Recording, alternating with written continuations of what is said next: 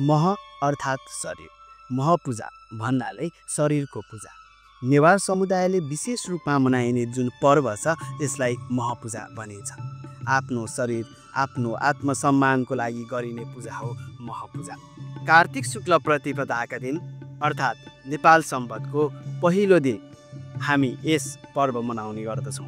उक्त दिन आफ्नो शरीर र आत्मालाई हामी पूजा गर्ने गर्छौँ, जसमा हामी आफूभित्र रहेको देवतालाई पुज्ने गर्दछौँ।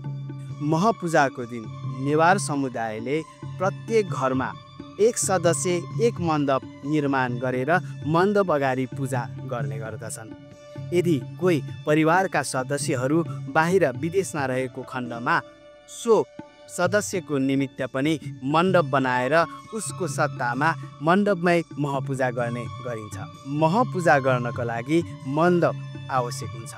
हामी मण्डप बनाउनका निमित्त गोबर, फलफुल, फुल, तेल, पानी, चामल लगायत विभिन्न अन्नहरू प्रयोग गरेर हामी मण्डप बनाउने गर्दछौँ। प्रत्येक व्यक्तिले आफूलाई शुद्ध बनाएर आफूलाई निर्माण गरेको मण्डप अगाडि बसेर महपूजा गरिन्छ। घरको ज्येष्ठ महिलाबाट सम्पूर्ण परिवारका सदस्यहरूलाई पूजा गरिन्छ।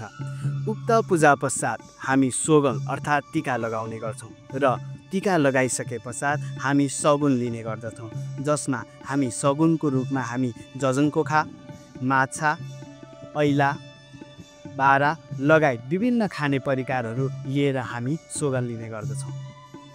महपूजा नेवार समुदायको मौलिक र गहिरो सांस्कृतिक धरोहर हो। त्यसैले हामीले यसलाई जगेर्ना गर्दै पछिसम्म लिएर जानुपर्छ।